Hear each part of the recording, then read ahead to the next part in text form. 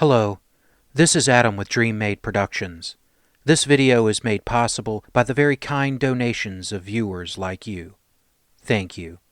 If you are in a position to help this channel improve quality and grow, please visit my Patreon page at www.patreon.com/DreamMadeProductions, linked below.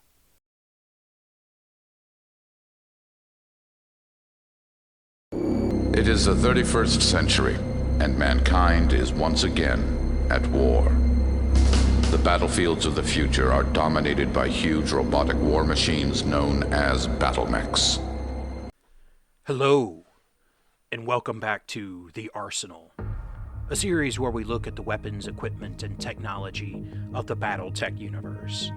Today, we look at a weapon system that has proven so useful, entire forces have been designed around it. Fielded by mechs, combat vehicles, aircraft, and almost any system capable of carrying it. Today, we look at the long-range missile systems. As I have mentioned several times in this series, humanity has been on a never-ending quest to find better ways of inserting foreign objects into the bodies of their enemies, since the first half-ape through a stick or rock. It is undeniably safer to do battle when you can harm your opponent but he cannot respond. Innovations would continue over millenniums.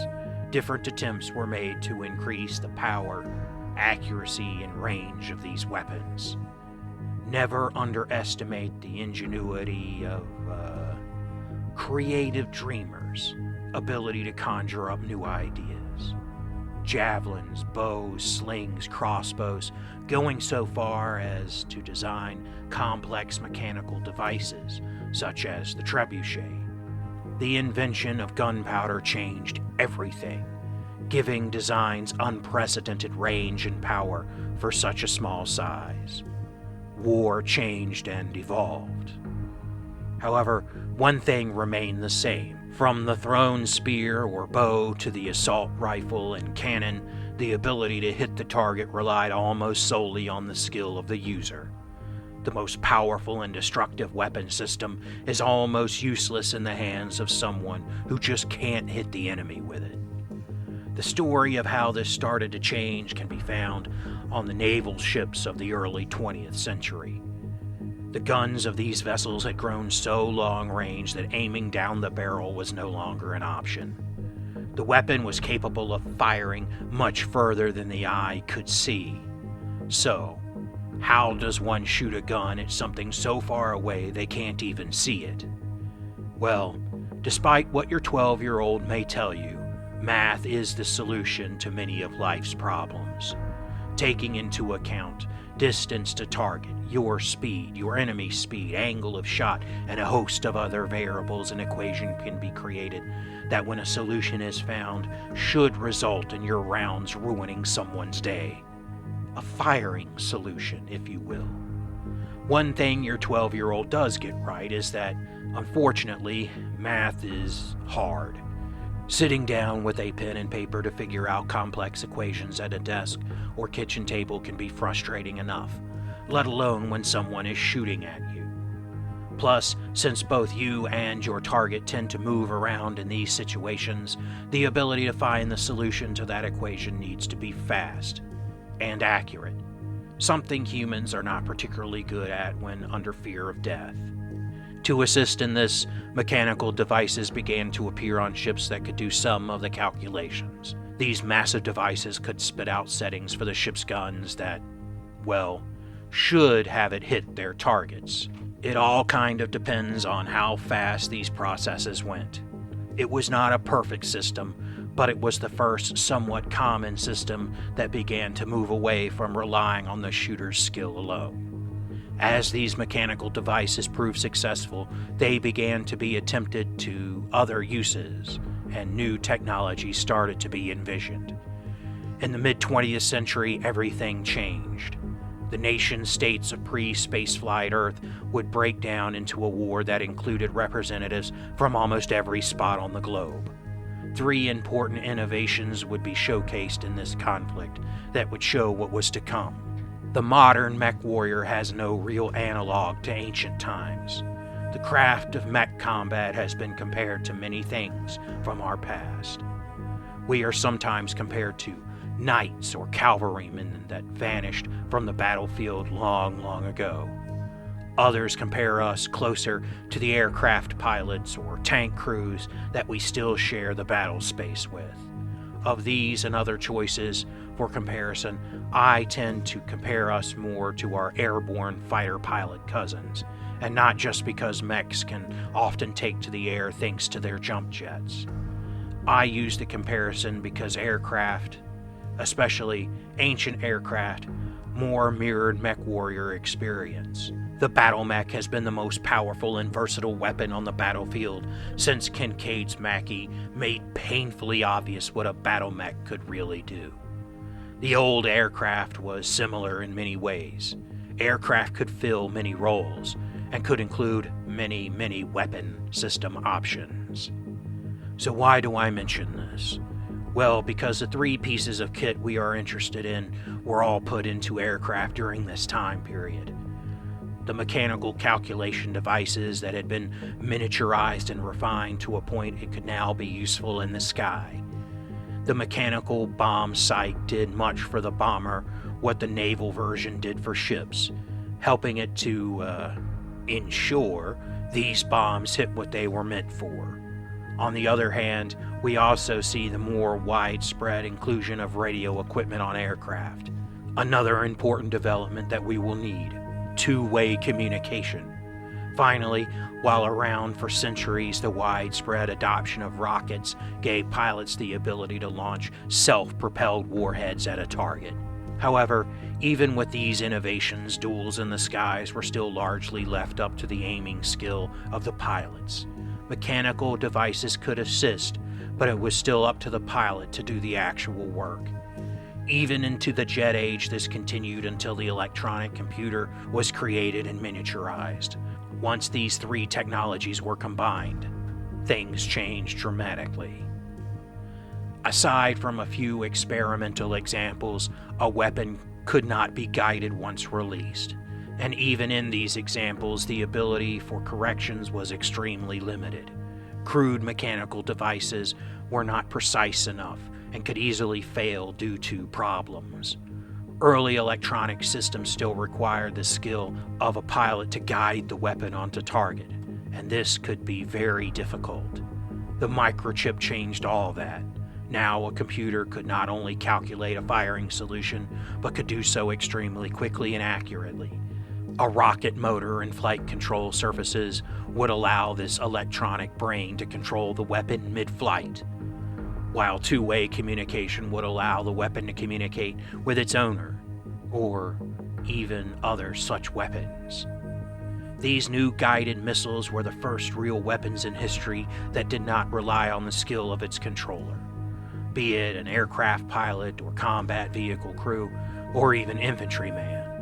Such a weapon could be aimed at the target, and the onboard computer system could normally compensate for relative lack of skill. Not to take away from pilots and crews. Skill was certainly needed to get the weapon into a position where it could be fired, but aiming down the barrel was not the primary focus anymore. These new weapons changed the battlefield. Information became a better defense than armor, speed, or maneuverability. There were defenses, of course. Things could be done to trick or jam the weapons, depending on its guidance system. Stealth was also a solution, since not being shot at tends to be the best defense. Still, nothing was perfect, and the sword versus shield race continued. Missiles of the time had several drawbacks. First, and perhaps most importantly, these were very specialized devices. A missile designed to chase down and destroy enemy aircraft would not be of much use against an armored ground target. Also, these weapons tended to rely on a single type of guidance system, whether that be following a laser or radar data or following a heat signature. The list goes on, but few, if any, use more than one, maybe two of these ways of tracking a target. Still, It was hard to argue with their effect. It may seem strange to a mech warrior, but even the most heavily armored targets at the time could be destroyed by a single missile hit. A single missile leaving a single rack was often more than enough to bring almost any target low. Several things would change that would see the weapons start to lose favor. First, armor was becoming tougher. The sandwiched plates of metal and ceramic of those days were starting to be replaced by the nano diamond weave plates we now call standard or mech-grade armor. The missile warheads were not as able to penetrate this new design. Further, the target-specific designs of the weapons was becoming a problem. Carrying different weapons for different uses was having adverse effects on logistics as well as simple combat effectiveness. A universal weapon was desired that could be just as effective against a heavily armored tank, as a fast-moving aircraft, as enemy troops holed up in a shattered office building. Commanders wanted a single weapon to do it all, and perhaps worst of all, hitting the target was also becoming more difficult. Techniques had been invented to defeat virtually all of the systems that the onboard computer used to guide the missile. Each type had its own counter, shooting off flares for heat-seeking, chaff for radar, jamming for sensor-guided. Missile developers were struggling to keep up with the innovations, and the growing popularity of directed energy weapons also added to the mix. The solution was simple: combine all the guidance together with a computer system that could use them all. The problem was that such an electronics package would make the weapon so large as to be unpractical, or the warhead already struggling to defeat the armor, so ineffectual it was not worth firing. A new innovation would solve both problems. The composite metal explosive structure. Developed by the Terran hegemony over the 2200s, composite metal explosive combines the rigidity and structural integrity of a metal with the damage potential of explosive. This allowed hegemony designers to pack all the electronic equipment needed into a missile required to guide it onto a target over great distances, while still retaining enough force to be of use. The modern long-range missile debuted in 2295, though these early examples did have some problems. They were larger than current examples, and the early composite metal explosive formula interfered with the guidance systems. But by the end of 2300, the formula had been changed and the guidance system was better able to function. Also, the new formula was slightly more powerful than the old, making the weapon the size we know today. One problem did not go away. Although the boost in weapon damage helped, a single missile hit only penetrated a relatively tiny amount of armor.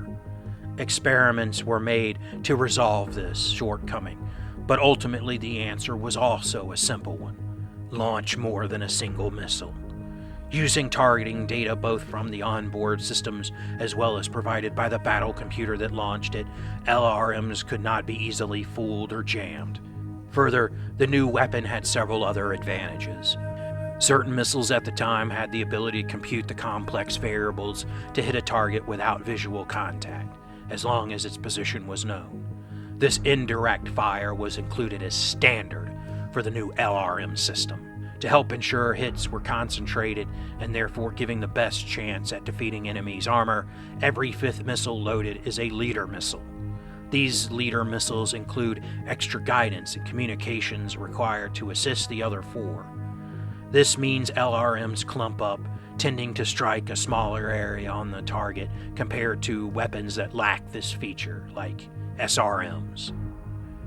With that in mind, we come to the weapons most all mech warriors are familiar with: the 5, 10, 15, and 20 tube LRM launchers of today. The 5 and 10 racks were released in late 2300, once the explosive metal formula issues were resolved. The larger 15 and 20 racks would follow just 15 years later.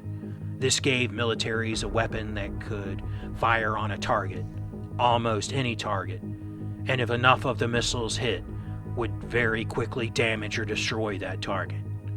While less economic than the old days when one was enough, The volley fire was more than offset in that specialized weapons were no longer needed based on a target. An LRM was going to be effective on ground, air, and even used in the vacuum of space. Underwater targets would require their own mirrored solution. We will get to those at some point. No matter the launcher, LRMs are at optimal accuracy at range 7. Outside of this, communication back to the launcher becomes a little lagged, dropping off their effectiveness out to 14. And while the LRMs are capable of continuing far beyond range 21, doing so severs any communication with the firing battle computer, and their own internal systems will fail. LRMs are just not designed for use closer than 7. There are 2 reasons for this. First, LRMs are kept in a dormant state until a few seconds after the weapon is launched. This serves as a safety precaution. A rack of LRMs is volatile, and depending on the launcher size, could be extremely destructive. Further, LRMs fire at a ballistic angle. This increases the weapon's range as well as facilitate their indirect fire capabilities. Firing on a target within range 6 or less becomes increasingly difficult. There are ways around this, but, well, we will touch on that a little later. A major advantage is that LRMs tend to be standardized. While using LRMs and launchers from a different manufacturer is sometimes problematic, they do tend to be close enough that ammo counts will be the same. A ton of LRMs is 120 LRMs. A side effect means that the larger the launcher, the fewer salvos you will get out of a single ton of ammo. Anyway, the smallest of the LRMs is the LRM-5. At 2 tons and a single critical, the weapon is light enough and small enough to be carried by any mech and almost any combat vehicle. Firing the weapon requires very little energy, but the backwash from the launch will generate 2 heat. Since a single missile leader is included in each burst, the LRMs will virtually always land in a very, very tight pack should they strike their target. At 24 salvos per ton, the LRM-5 can be used when shots are difficult, and the relatively low heat is easily manageable. I tend to use LRM-5s on light mechs or heavily damaged mechs. Another good tactic is to use LRM-5s to blow the motive systems of a tank or combat vehicle, saving larger launchers for when a target is slowed or stopped. The LRM-10 is the big brother of the LRM-5. At 5 tons and 2 criticals, the weapon's weight is still within what light mechs can carry, although most mechs of this class that carry such weapons are generally designed around doing so. LRM-10s tend to be the medium mech's LRM of choice. While as a light mech would be designed around the LRM-10, a medium mech can generally carry the LRM-10 as part of its primary weapons mix, instead of it being its primary weapon. As you can imagine, firing off twice the missiles generates twice the heat at 4. At 12 shots per ton, in my opinion, the LRM-10 requires you to be a little more choosy. It is a decent weapon in a support role, such as when a Centurion adds his LRM-10 fire to any trebuchets it may be escorting. I tend to prefer the larger LRM-15 or the smaller LRM-5 to the 10, but that's just me. The LRM-15 was introduced a little later than its smaller siblings. A little more time was needed to perfect the larger loading mechanisms as well as ensuring the increased number of missile leaders did not interfere with each other. The LRM-15 is starting to become a large weapon at 7 tons and 3 criticals. While medium mechs still can and sometimes do carry LRM-15s, heavy mechs are really where this weapon starts to shine. The backwash of an LRM-15 is considerable, so most LRM-15 racks are designed with special venting in mind. This allows some of the heat to escape, not normally found in lesser tube launchers. Because of this, an LRM-15 only generates 5 heat despite the greatly increased number of missiles.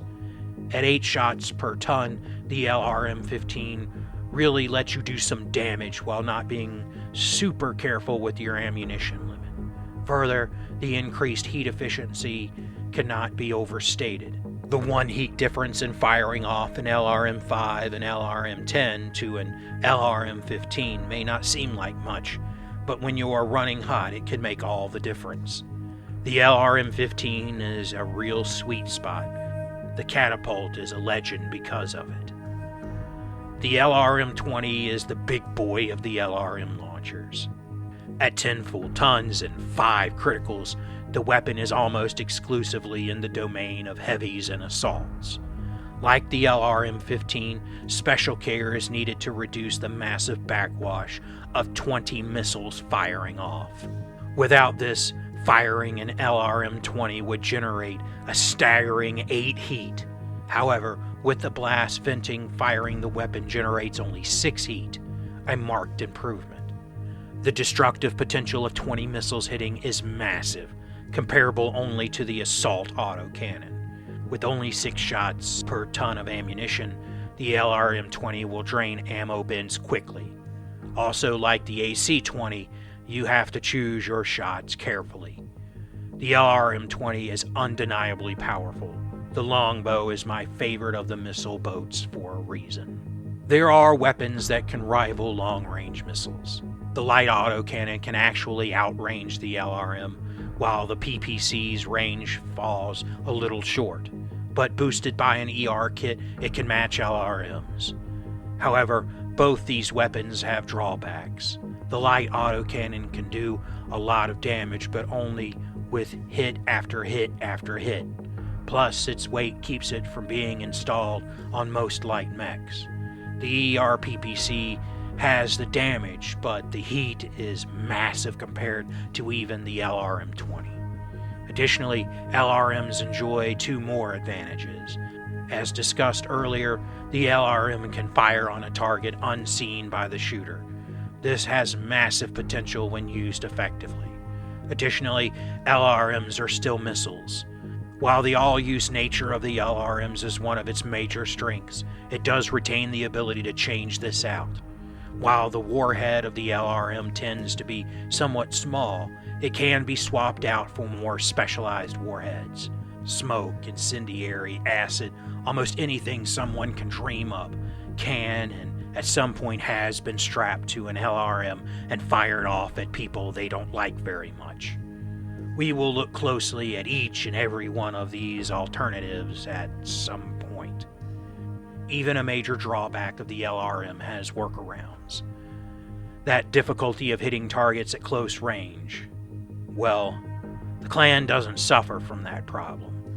Their improved missiles do not require ballistic angles to achieve long range or indirect firing, but they have the technology to accomplish this, in addition to, of course, making each launcher smaller and lighter because life is unfair. Without clan tech, there is the time-tested method of loading the missiles armed. This hot loading removes the arming time, and with it most of the problem using LRMs up close. On the other hand, it means that you have a missile launcher packed with high explosives that any spark, fire, or hell, loud noise can set off, with a line of said missiles in the loading tube, leading straight down into an ammo bin, possibly stuffed with the things. Yeah, ammo bins are dangerous enough on their own, thank you. LRMs are an asset to have in almost any situation. The ability to reach out and do considerable damage quickly can be a game changer, be it as a secondary weapon on a trooper, or the main part of the force in a support lance of catapults and crusaders. Many a commander have dug in a demolisher comfortably behind sandbags, tucked right in away in a densely packed city center, just to have a charger or another spotter mech get eyes on their perfect position and take the thing apart with called-in LRM fire. I'd be interested to know what you think of the LRM. Which number of tubes do you think makes the perfect rack? With this fan base, I am sure there are some crazy stories out there, especially if you have loaded up on alternative warheads. Let me know below if there is a piece of gear you would like covered. Thank you again for giving me the opportunity to entertain you, and as always, I hope you enjoy the battle reps that are to come.